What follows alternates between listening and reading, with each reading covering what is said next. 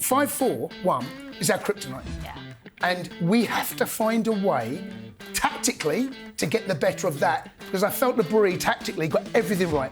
I look at the long throws, I look at the way the season's going with all of these teams doing the long throws. Chelsea have got to start becoming a lot more resolute and a lot tougher. It was the lack of intensity, and that is so easy to change. He will give us a different dimension, and we haven't really seen that link up between Palmer and Delap enough. You look at the blueprint that he set for the Liverpool home game, I would not be surprised if he goes very similar for the Tottenham game. Has Liam Delap learned anything from his dad? Come on.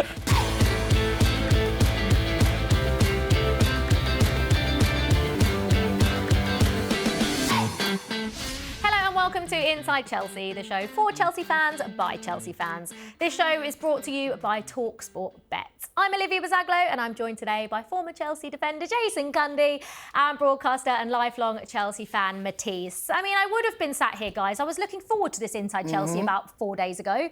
And I was thinking, you know, win, win, win, win. It's all looking rosy. And Jace, it's mad how one result at home to Sunderland can change the perspective on everything. Yes, it is, and that's who we are as football fans. We're reactionary. I mean, look, I can't dress it up in the other way. Before we go any further, it's a bad defeat. Yeah. To get beaten at home by a newly promoted team, in particular, that have come up from the Championship via the playoffs, I can't dress it up. However, they were good. They were really good. They got the recruitment right. They are just a good side, aren't they, Sunderland? Well, they got to second. You don't get the second after 9 games without doing something right.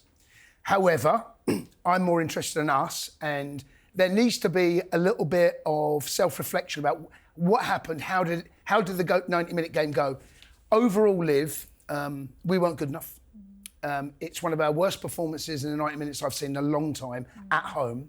There have been a couple. The caveat to the Brighton game is the red card. I think that changed everything. Yeah. However, at 1-1 in the latter stages of the game, for one long ball and then you have two centre-halves v1 and still hold the ball, and then the cavalry don't arrive. It does for Sunderland. It's a bad goal, and I can't dress it up. However, on reflection now, it's 1 defeat in 5, other than four victories. It's not been that bad. It's just because of the nature and the context of that defeat. I think we all feel terrible about it, understandably so. But I just think there's need a little bit of, I don't know, just reflection on how things have gone recently. It's bad, and it can happen. Yeah. It's difficult for me because I feel like what the result has done is it's very much really crystal clear, cemented what our kind of ceiling might be in the Premier League this season, which feels to be challenging for top 4. Did you think it was anything? Did you think it was anything different than that, though? I would have liked to have thought if players had stayed fit, if we could have avoided those red cards and made better decisions, and the manager and the in-game management, some of the substitutions he's made, I had more hope for us, definitely, for sure. When you're looking at the fall-off of Man City and they're not clicking in the way they'd won with Liverpool, I would have, still really early on, but I definitely had higher expectations or higher hopes for us this season than just being in amongst the top 5, top 4 battle again. At least do it comfortably. I think this result, it's the most stressful thing about it is that these scenarios and situations that we're conceding from, they're not going anywhere. Like, every team almost in this league is doing long throws. We're conceding from long throws. Brentford, Sunderland, Lincoln, we struggled. The isolation of the centre-backs on the counter-attack, those situations will keep coming at Stamford Bridge. So we have to get better at defending those situations because they're going to keep happening. Yeah, Maresca spoke about complacency, or he said like losing the second balls even from the start. Did you notice that? Now, I was away for the weekend, so I sort of had the game on my phone. But I don't think you can gauge properly, like when you only watch. I sort of was looking at it a little bit and then watched Match of the Day, but I didn't really gauge. I thought for the first 15 minutes, which I did manage to watch after we got the goal, it did look like we had a lot of the ball and we were putting crosses into the box. Yeah. But where did it all go so downhill? And was it just a collective, we weren't good enough on the day? I thought we started OK. The only time we really opened them up, there was one other time in the second half, was actually the goal. And you look at how they left themselves so spare at the back. Neto plays a lovely little Garnacho. He's got 1v1 and finishes really well through the keeper's leg. That situation never arose again. There was that half a chance where I felt Pedro Neto's ball into Garnacho should have been better, should have been stronger. But the game I felt changed when they got the equaliser. And I felt that gave them belief. And we're not. We're still a young, inexperienced, really inexperienced. There's no maturity in there that we don't deal with bloody noses very well. We are still that team, and the stadium change. You know, who is that leader in that pack to say that it's 1-1? Okay, conceded from another set piece, throw in. It's another one of those examples where you've just highlighted that is a reoccurring theme. And we never really, again, I felt, had any dominance in the game. I thought they're set up well. Back 5-4-1 is our kryptonite. Yeah. And we have to find a way, tactically, to get the better of that. Because I felt Le Brie tactically got everything right. Absolutely everything right. And even though we went 1-0 up, to go 1-0 up in a Premier League game at home and lose is a rarity. Because the first goal is so important in the Premier League. Yeah. Maresca spoke about losing duels. What do you think that is down to? And is it down to motivation to go out there and win? Like, what, underestimating Sunderland? Because surely they haven't underestimated Sunderland because of their start to the season. They've caused every team all sorts of problems. It's really hard, isn't it, to try and find, like, why on earth Chelsea did end up playing like that when we've seen performances like we did against Liverpool, where they were excellent. But like Joe says, is it because Chelsea just struggle with teams that come back and sit back against us? I think there's an element of that, because problem solving, solution finding, I think you need special attackers to do that. They need to be able to do things out of the ordinary. I don't feel like our attackers, maybe outside of João Pedro, who had that great start in the Club World Cup, he looked like he was going to be able to lead an attack, even though at Brighton there isn't really evidence to say that he's capable of doing that in the Premier League with the goal tallies that he puts up. But there isn't enough magic. I think Chelsea have always had magic on one of those flanks in the entirety of Chelsea's history. You look at Zola's, you look at Hazard's, you look at Joe Cole's, you look at Robben's. They don't have any magic on the flank. So I think when you go out there and you play up against this five at the back, you've got the two wingers on the touchline. They're not dribbling experts in the way that they play, and they're doubled up on and tripled up on a lot of the time we saw in this game, and then you're not overlapping the fullbacks as well to give them support. I just found us to be, again, really predictable. We had 11 crosses between João Pedro, Pedro Neto and Garnacho, 0 completed. Guiu had no service in this game. The poor kid, 19 years old, right? He's still quite raw himself. He had no real support. But not only did we get, kind of dominated on the duels, like you said, we couldn't keep the ball. I think they bopped us at the beginning. I was kind of hoping that, okay, that might play into our hands because we're going to transition. That's what happened with the first goal. But then once they did sit back and give us the ball and say, right, now you have it, we couldn't keep it. Caicedo's passing wasn't on it, so it was just a mess on all fronts. Just on the back of that, when Matisse is talking about fullbacks and they're doubling up, I find, and this has been a frustration of mine for decades, that when the goalkeeper gets the ball, we don't bowl it out quick enough. So that I think the restarts, either it's a set piece, goal kick, keeper catches it, or there's a breakdown in play. Yeah. I don't think there's a bit of a malaise about us. We're happy to keep the ball. Keep the ball's fine. When they get back in the 5-4-1, you try and break that down when it's well organised, well coached. It's that there's an urgency that I feel that we lack at times. And the goal is a perfect example of what you can do when they're out of shape, there's a transition of possession, and you move the ball quickly. That is how you break teams down when they're not set. Then we allow them to set, and they're in there. And then there's so many sideways, backwards passing because the spaces aren't there. Why? Because they got a 5 and a 4 and a 1. When you say about, when you have teams sit back and they do have a 5 and a 4, like you say, Matisse, you need magic, right? Chelsea have always had magic. Yeah. When Cole Palmer is that magic, right? And we don't have Cole Palmer and we're not going to have him for another few months. Yeah. Is Esteval that magic? It feels like when I look at the options that Chelsea have, that the one player that you could maybe not guarantee but rely on to create a piece of magic, yes, given he's young, but I think he's done enough in his start at Chelsea to warrant that when teams do sit back, he has that magic. Yeah. He can provide that magic. So why will Enzo Maresca not start him in a game like that? I have no idea. I think at the starting 11, I looked at potentially even Hato coming in for Chalobah and Esteval coming in for maybe Garnacho.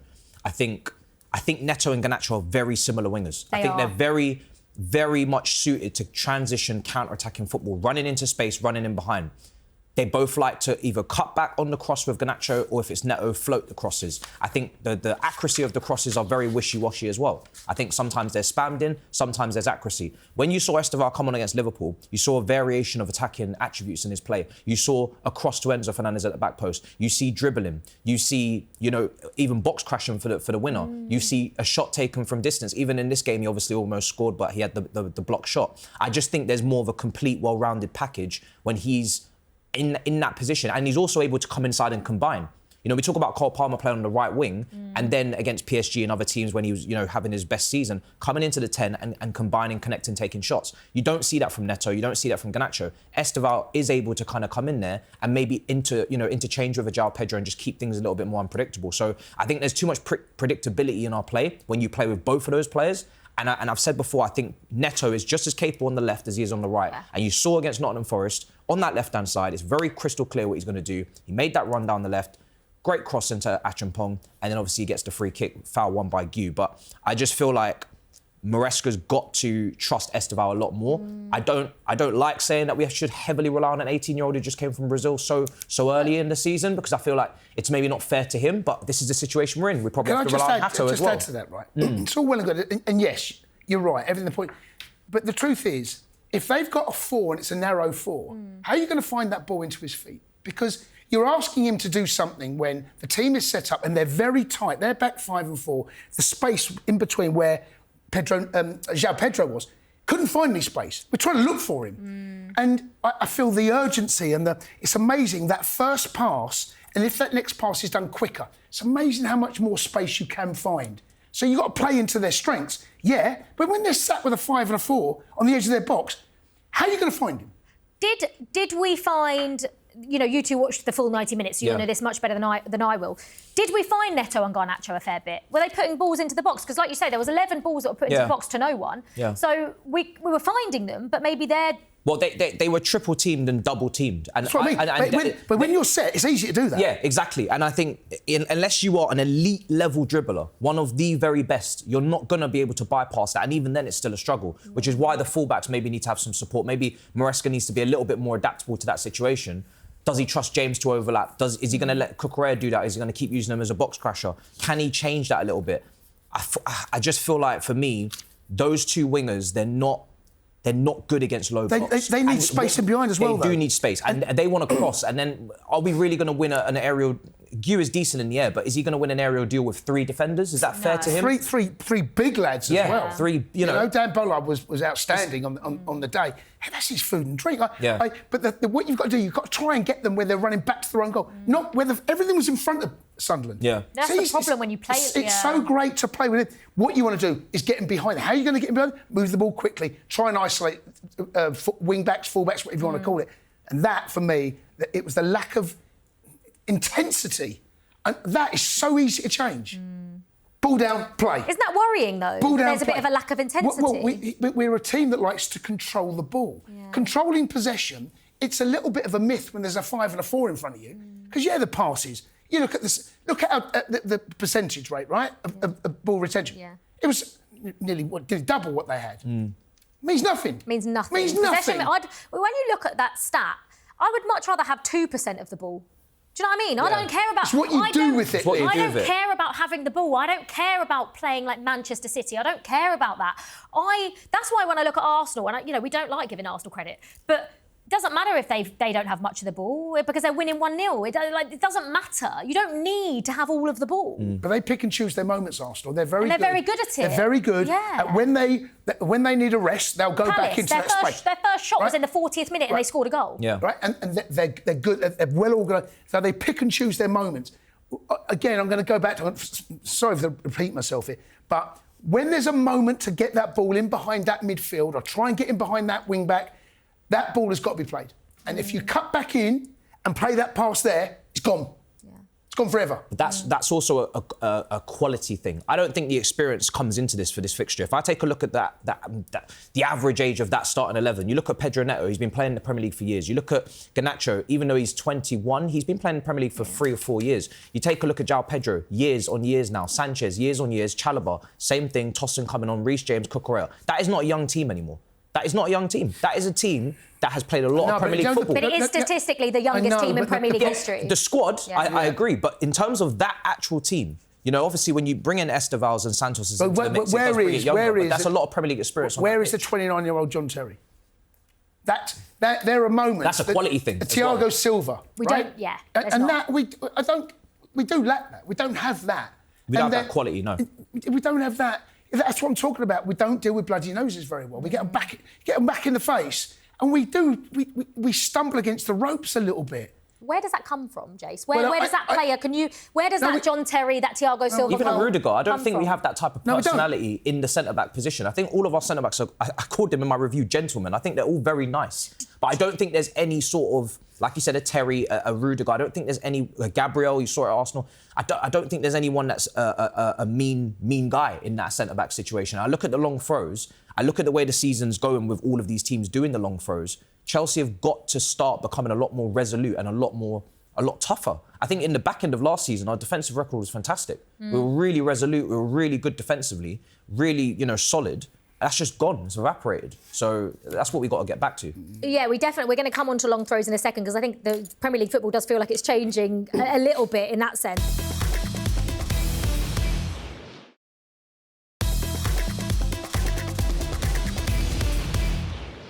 Let's talk about the second goal that we conceded, which ended up obviously making us lose the game. It was just really and simply one long ball that, Jace, we just didn't defend properly. And Maresca came out and said that. You've got two defenders back there initially. Then you've got a third. We were never outnumbered in that position, right? We were never outnumbered by Sunderland to Chelsea players. So how on earth did that goal happen? Well, in all honesty, that sucker punch, it kind of felt as though it wasn't a massive surprise. Obviously, losing was a huge disappointment. But Xhaka made a run from deep about 10, 15 minutes before, and it was that ball over the top. I felt there was a naivety, and I'm going back to that about, there's an old saying in football, if you can't win it, don't lose it, right? And that was one of those moments. Yeah, draw would have been a disappointing result. Of course it would have been, leading 1-0 draw. But then you fast forward 5 minutes, and they've got themselves in a 1v2 against them. And it's how easy that was. One straight ball, over the top, more of a speculative ball. Great ball, because it gets them out, relieves the pressure. They weren't expecting to score from that. No. But I tell you what they did do. They noticed there was a chance. And the cavalry arrived. And I felt there was a real naivety about that moment, that we were allowed to be so dishevelled at the back, and you got midfield runners back. You got Reece James up right there, running back in there, trying to save the situation. That shouldn't happen. No. Yes, that was, I think that between the management and the players, sometimes you've got to manage the game yourself as a player. Yeah. You can see what's going on. Don't go throwing men forward. Don't leave yourself like that for one straight ball. It's such a bad... I didn't like the substitution from Maresca. You can't bring on Josh Acheampong in that game Bring him off. Bring him off, yeah. But he might have had a knock, because he had that tackle. I don't know. Well, Maresca's come out and said that, maybe he got some of the subs a little bit wrong, because there was a couple of counter-attacks in that game that Josh single-handedly swept up himself. That's the Xhaka one. Yeah, he cleaned up, whether it was maybe Chalobah being out of position or whoever else. He literally last-ditch defending. He's the quickest. He's the most informed centre-back we have at the moment. And he was having a really good game. I thought he played brilliantly in that match. So to take him off, if it is for a knock, then obviously that's fine. But if it's not, to take him off when you're on a high line and you're really starting to press into their half, and you know that Tosin does struggle with scenarios on the counter-attack where he's isolated or he's caught 1v1. I found that baffling. Honestly, I really didn't understand the Josh substitution. No, I don't think many Chelsea fans did understand that substitution. Obviously, like you say, Matisse, if there is a knock, then that's completely understandable, but we're yet to find out. No one asked Maresca that, so we don't actually know that. I don't think we'll get more of an insight at Wolves, because I'm not sure Josh will play anyway, but maybe against Spurs he might say something. It's not the first time Maresca's subs have been questioned, is it? Is it? And he has come out himself. He came out after the Man United game and said, yes, OK, I admit myself, I've got some substitutions wrong. But in-game management is what is what you look for from a manager. That's what separates the elite to the not elite. And this isn't the first time. Is it worrying that we're questioning his in-game management? Well, I think that the Man United and the Brighton game were the two ones that were highlighted. Yeah. But then you haven't got to fast forward that far. Second half against Brentford. by the way, the first half against Brentford was that bad. The substitution he made, we should have gone and win the game. Another long throw. But he got praised for the Forest subs. And the because Forest subs it was really in the second bad half. in the first half. I think there is. Maresca is still very much. We were a young squad, and we got a young manager. You know, this is only the first time in his managerial career he's managing the same team for 2 seasons on the spin. Yeah. And there's been a lot of change. I'm not making excuses for him because, as he's admitted himself, there have been mistakes. Yeah. But substitutions now, they are such an integral part of changing game. The bench can win you a game. The bench can change the foot. You've got 5 subs now. Half the outfield players can come on, making the right subs at the right time. And again, the Josh Acheampong one, when I was doing the commentary, I'm thinking he has to have a knock. He has to have a knock. I don't get that because that didn't need changing at that time. But we, like you said, Liv, maybe we won't find out. Yeah, let's go. We sort of touched on long throws a little bit. Maresca came out, we conceded against Brentford from a long throw. He said last week that he doesn't like them, but would probably use them one day. It's not the sort of thing you can just use if you don't have a player that can lob the ball in like that. But today, in his press conference ahead of the Wolves game in the League Cup, he said, "I've said many times, as a human being, you can say something and a million people can interpret things in a different way. I said in this moment, we're not looking to use long throw-ins. As a manager, I can evolve and probably we will use them someday." Has Liam Delap learned anything from his dad? Come on. He is the OG of long throws. Rory Delap was terrorising defences back in the day with that. But the issue is that, one, you don't have... I don't think Chelsea have a player that can do that because we haven't seen it yet, and I imagine we probably would have seen it by now. But the issue for Chelsea is completely the other way. Jace, you touched on it, Matisse. It's... How can you concede? That's 2 goals now in 9 games that we've conceded from a long throw. We nearly did against Lincoln as well, like you said, that we were all over the shop defensively. No, that was yeah. Oh dear. But to concede 2 goals from long throws. One was an equaliser in the game we should have won. This one was a winner. I felt that I think Equaliser. Garnacho was on the edge of the box. I felt that we didn't deal. The second ball is always the most important ball. The first, it's chaos. You create chaos. You saw what Brentford did. Again, against Liverpool at the weekend. It's the second ball, and that becomes the most important ball all of a sudden. Going back to Maresca's comment, I felt, again, maybe a little bit of naivety on his part, the fact that you closed down a question so quickly. Because, no, it's not... There's many different ways to answer that question. You've got to learn to deal with the media. I think probably better off would have been saying something to what he said in the second time round. Yeah. It's not something... But, we might look at it. We might have a player one day that can throw a ball. I'm not going to say no for now. But also, you made the point, Liv. You need someone that can deliver that throw-in. That is a tough thing to do. No, I never had a long throw. I don't know what you were like. I'm not going to lie. I had a really long throw. When I used to play football, I used to launch it. My back used to kill me. Where did you launch? When you say launch, where did you get? Inside the box, easily. Okay, fine. I really wish I had like a video recordings of this. I need to see because this. back in the day, I believe you. I could throw the ball and my back used to hurt because I used to curve my back and just honestly, I actually had a long. I'm not even lying. I had a long throw. We will test it. I promise you, we will get video evidence and see how far I can throw. I didn't have a long throw, but it's a skill. It's a real. Yeah, Jace, it's a skill to go. It's not just a skill to go high, and it's a skill like Michael Coyote at Brentford is a great example. It's like a bullet into the box. It's not a loopy cross. It's like a drill. And that was when Liam's dad Rory used to do it. There was many examples when teams would play against Stoke, they'd rather give a corner away. 100%. Right? And that tells you all you need. So, yes, it's a skill, but deal with it. Find a way of dealing with it. I remember Didier Drogba at the near post, right? There wasn't a better centre-forward defensively, I think, I've ever seen for Chelsea. That near post header, whatever came in, bang, he was up, dealing with it. And we need to deal with that. It's the first ball. Then the second ball. The second ball's the problem.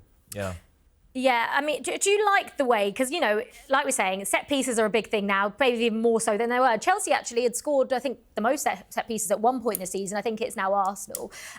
Conceding from set pieces and long throws is Chelsea's issue, obviously. But do you mind the whole way that the Premier League is going now? Back to long throws, back to not necessarily playing football. It's not the most entertaining of watches, but do you know, what do you think? I mean, look, the Premier League has always been a league. Everyone can play how they want. There's no stigma or set way of playing. It's not like other countries where they've kind of got more of a culture of this is exactly how we must play. I think we've had a lot of, international, foreign managers and players that have come in that have kind of mixed up our game, which is good. I think it's made it the most entertaining league in the world. So I have no problem with it. I obviously preferred it when it was just the teams that necessarily maybe had to do it because of their restrictions on the budget or the players that they could bring in. And I understood that tactic from them. Seeing top teams do it and is quite scary in a sense, because it's like, well, if everybody's going to do it, that means you absolutely have to be good at it. Yeah. It's not going to be 3-4 games in a season where you play a Brentford or, a certain other couple of clubs and you just have to, specify for them. If this is going to happen 75% of the time, this is going to have a massive it's going to have a massive role to play on how the season shapes up if you're good at it and if you're not. Because that's the style that we've gone down now this season. We had tiki-taka with Pep, we have Gengham pressing with Klopp. So are we good enough at it for us to watch it, on a weekly basis? Are Chelsea going to be good enough to deal with it? That's my concern, because, it's not fun to watch, that's for sure. The other side of that is it slows the game down. You look at how many times a long throw in, how long it takes. A minute. They're drying the ball. They're waiting for the cavalry to arrive. Yeah. And the game slows down, and we want to see a fast. That was why the back pass rule was brought in, to speed the game up. And what the long throws do, it slows the game down. You can take 30, 40, 50 seconds on one throw-in. And that, for me, is where I find that it perhaps a little dull to watch, but effective. Yeah, Chelsea definitely need to get better at defending set pieces and long throws, because I think we're just going to see more and more of them, and we come up against Arsenal very soon. Yeah. In like a month's time. So, we know what they're like. Yeah. Mind you, Lewis Skelly, I saw him the other day, could barely reach the box. Yeah, that is not a long throw. You're a brilliant player. That is not a long throw. It doesn't count. No. That doesn't count. No.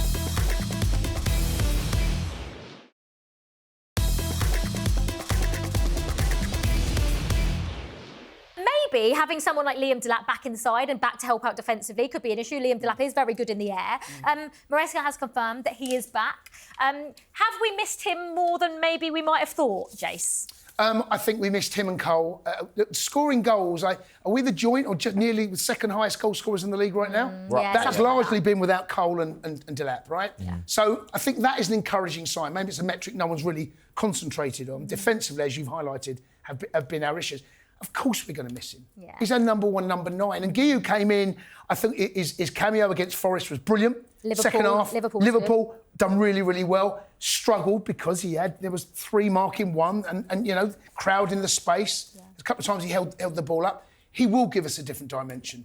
And we haven't really seen that link up between Palmer and Delap enough. They grew up together, playing together many games as in the academy at City.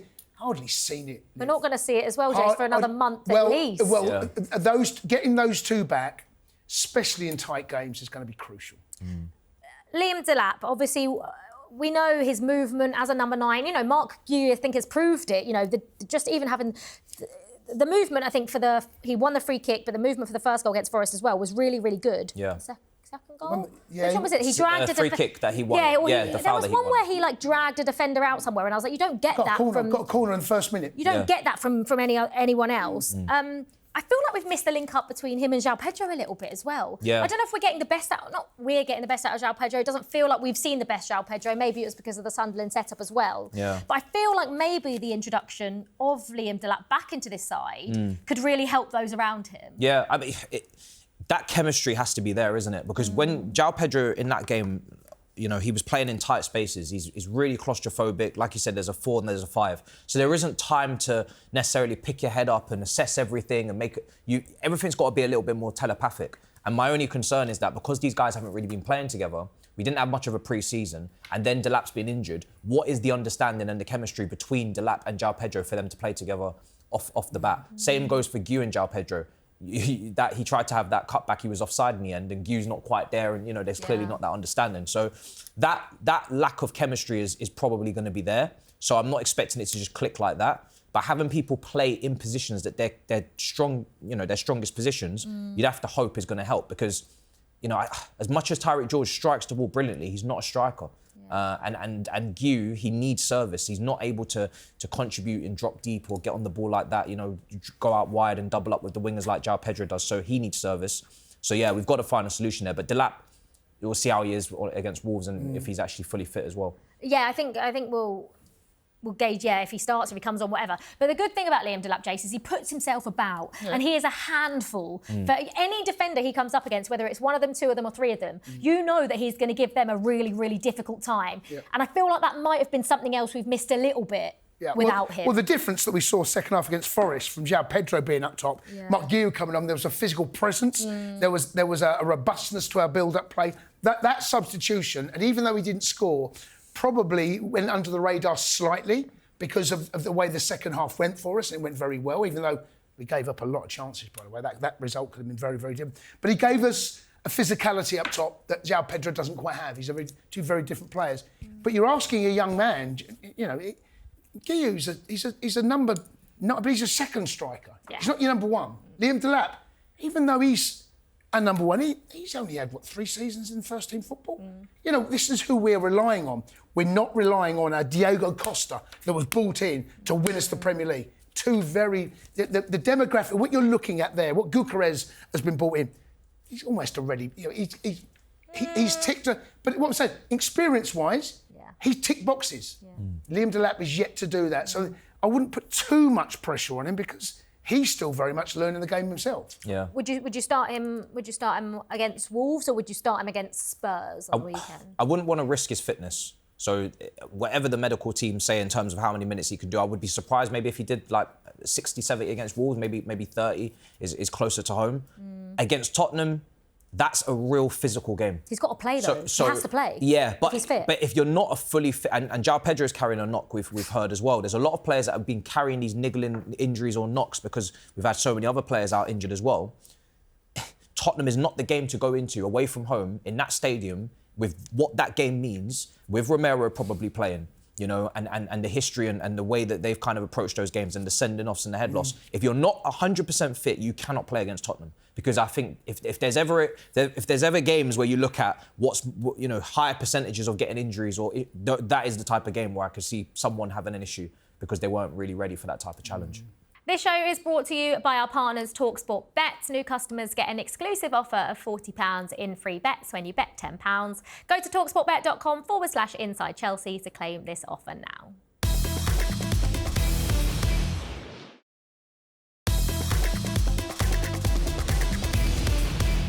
Before we go too much of a deep dive into the Spurs game, which obviously comes this weekend in the Premier League, Wolves in the League Cup, Jace, are you expecting to maybe see a similar team to the one that was put out against Ajax in the Champions League? I am, Liv. They're two big games, and the importance now on the Wolves game, bottom of the table, to try and go into that Spurs game on the back of 2 defeats, that fills me with dread. However, he has to manage and navigate his way through. And I thought what he did against Ajax was, OK, they got the red card. They were poor before the red card, but the free kick that led after the red card to get the goal kind of sealed their fate. And it worked. It was absolutely perfect. He got minutes for the players he wanted to get minutes. He rested players that he wanted to rest. So going into that game at the weekend, you felt everything was in place. Didn't happen for us. I expect him to name a team. I expect him to know his Spurs team first. And on the back of that team, he'll pick the Wolves team. So not the other way around. Yeah. They're both, obviously, with one game away from the quarterfinals, but the Spurs game they're both big, but the Spurs game, that is now, you can't lose back-to-back Premier League games, and of course it be them as well. I'd rather beat Spurs and lose to Wolves, right? If that's the choice you're giving me, right? And I know it's not, but I think that he will have an idea, as all, God willing, everyone's fit, no suspensions, please. I think he'll have his Spurs team he'll want to pick. And I think he worked back, and I think he picks his Wolves team based on that. Matisse is growing his hair until it's 5 games to Chelsea go without getting a red card. We're what? Is it 2 games at the moment, or is it 3? I think it's 2 games on the bounce. 2 games on the bounce without a red card. We're moving in the right direction. Yeah.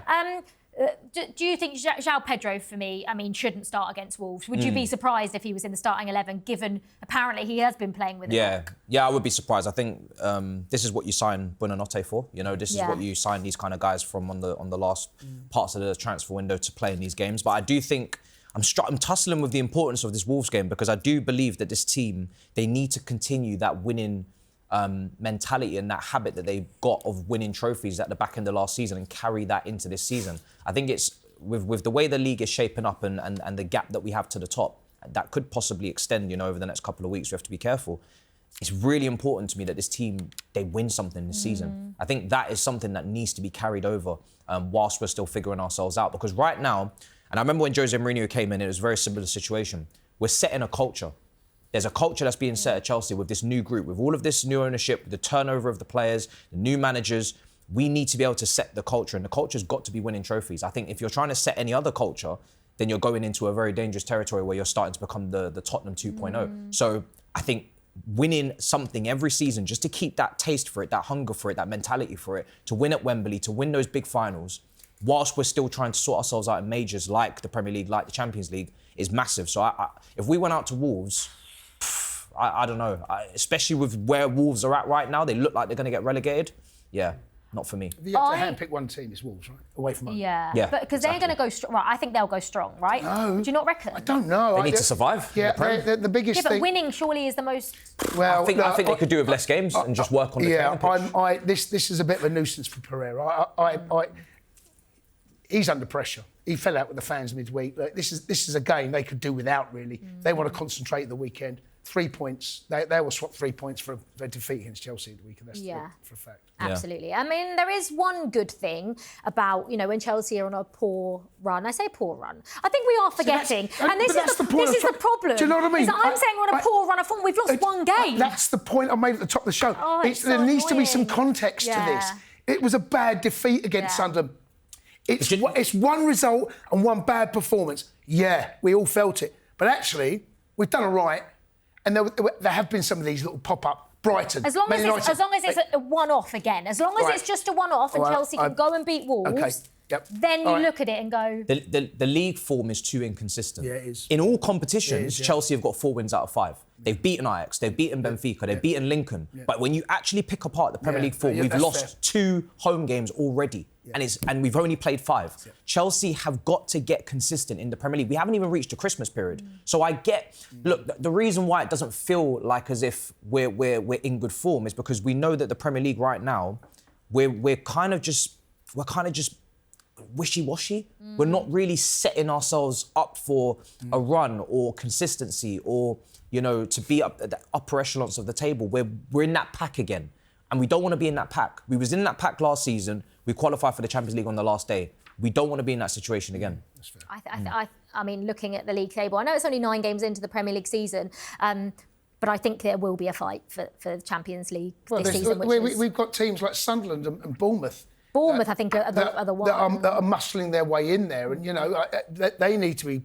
Look, you expect them because the size of the squad for them to fall away, but they don't have Champions League football, they have European football. It's very Bournemouth look absolutely brilliant.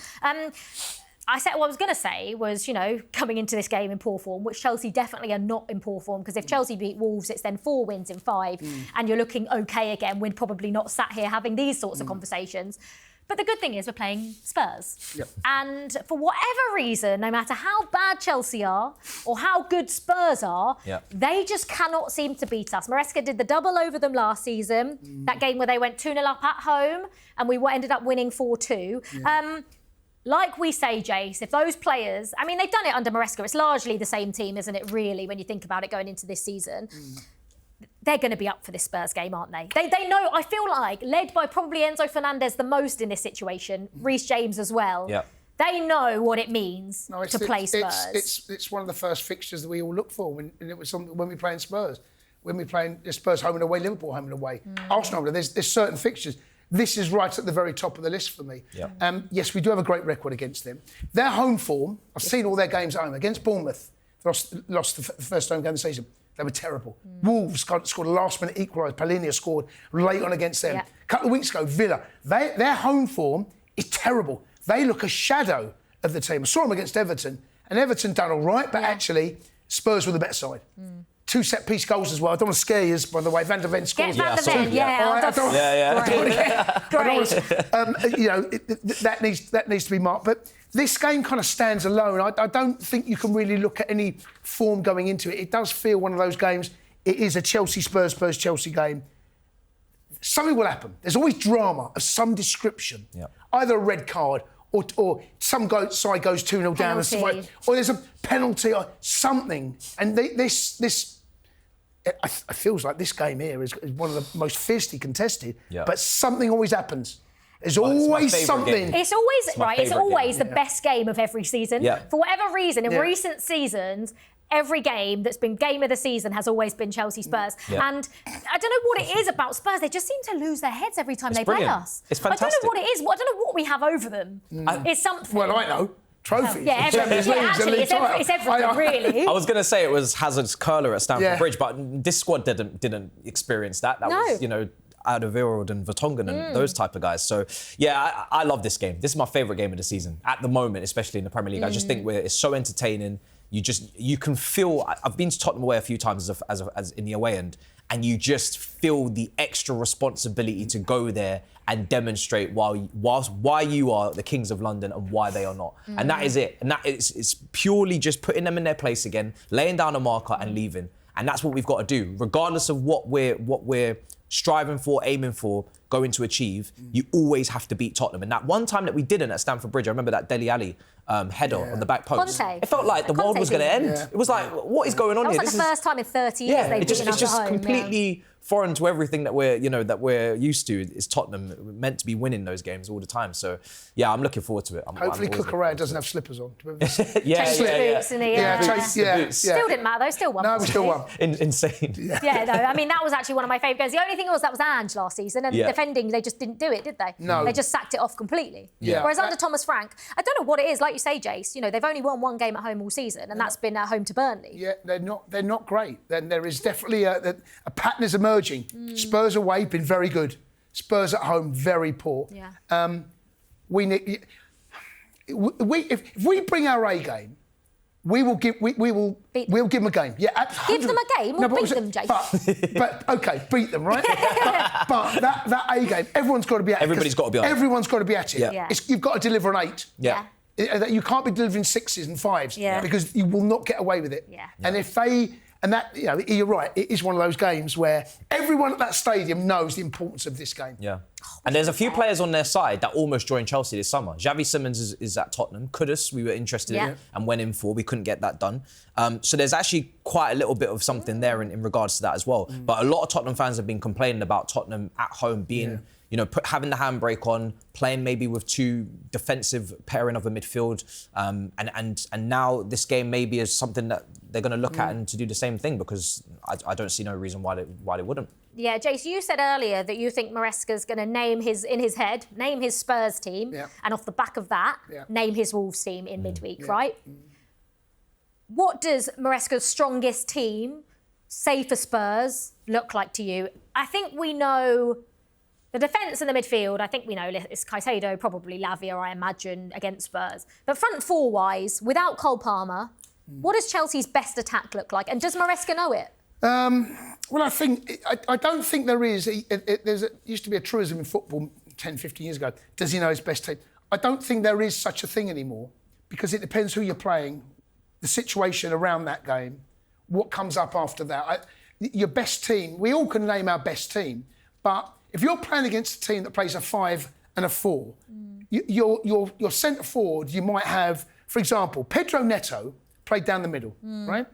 And the reason he played down the middle last season, because of the injury, isn't it? Yeah. But Pedro Neto down the middle against a Sunderland, it's pointless. Because what he wants to run into grass. Yeah. He wants that ball over the top. Well, the way they're set up, there is no space. It's good for Spurs, though. Well, you might find that centre forward position, is Guillou up for the challenge? We're talking about two very physical centre-halves. They're very good players. Right? I just wonder whether then we might see something different up top against Spurs. I just wonder. What do you mean something different? Because OK, for example, João Pedro, that number, he struggles. In the 10? No, it's at 9. He'll play as a 10, I think. OK. I think Delap. If Delap's... If he's fit. If he's fit... I think... No, but the caveat to that... I think it's too early. He's been out for 6 weeks. He's not going to be match sharp. Yeah. I just wonder whether... I don't know whether... You might look at Pedro Neto, Garnacho, Esteval, João Pedro. I just wonder whether there might be something slightly different. Because I'm thinking about how he might be thinking... Because the Guillou situation against... He might start him. I'm just trying to think what is available. It's not ideal, by the way. It's not ideal, It's not ideal. But we know the midfield. We know what's going to happen. I can name that back four and midfield two already. It would. Caicedo and Enzo. I think so.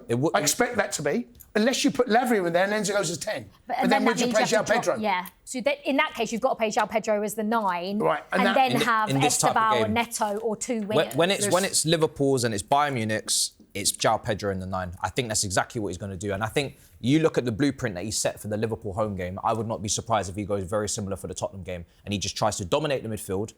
If Gusto's there and he gets put into that position that he's not really, used to playing, but he does a job like he did against Liverpool, and he just tries to get more mobility in there because we were getting carved open by Sunderland. We can't allow ourselves to leave Caicedo out on an island and be overrun. So there's a lot of physicality in that midfield with Paulinho. Yeah. So I can see him going with the Liverpool template and just packing the midfield. Lavia.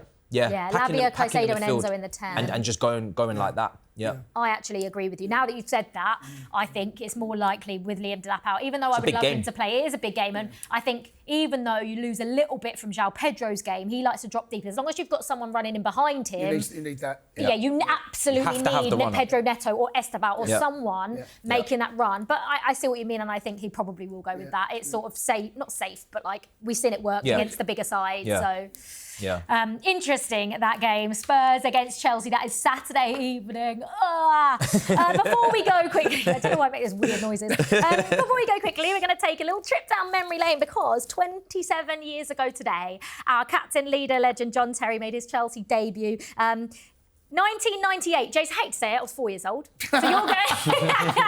And Matisse, so how old were you, Matisse? In 1998? I was 1. You were 1, nice. Matisse was 1 year old when that happened. So, Jace, you're going to have to give us your memories of that moment. I was 28 back then. Young, fresh-faced 28. I had to look back to see, I played against Chelsea in the League Cup when I was at Ipswich. And I had to check whether he was in the team, and he wasn't. Yeah. He made his debut a little bit later on than that. I remember, obviously, I was still, even though I was playing for Ipswich, I was still very much interested in Chelsea's results and for him. And I heard about this John Terry boy. And I remember thinking, what's all the fuss about? Who's this kid? Who's this lad, right? And I saw him play an under-21 game. I think it was at Portman Road for England, obviously. And I remember thinking, this boy is a player. And then, of course, you go on, and I retired, a year after he made his debut, a couple of years after he made his debut. And so that's when you really started watching more of him because I wasn't involved in Saturdays. The best centre-half Chelsea have ever had, the best academy player that Chelsea have ever had. And I'm talking now this squad. If anyone ever says to me, and I get asked this question a lot, if there's one player from Chelsea's history you could bring back into this team now, give me a 27-year-old John Terry right here, right now, centre-half, where Josh Achampong can learn alongside him, where John Terry had Leboeuf in there, Desailly alongside him. That's what he learned, his trade. Yeah. Those players at the moment, Josh Achampong, who's he learning alongside? Exactly. Where is that experience? And John Terry, I'm pretty sure that he'll look back on that, the education you get from Desailly, and then luckily we benefited from the most successful captain in Premier League history. He is the most successful captain, I think. I think I'm right in saying that. I think you are right in saying that. 27 years ago today, and the rest is history, as they say. Right, that is it for another episode of Inside Chelsea. We will see you on Monday after that Spurs game. It says game, win. After that Spurs win. Thank you very much for your company, and thank you to Jason and Matisse. Pleasure. As always, we will see you next time. Up the Chels. Up the Chels. Come on.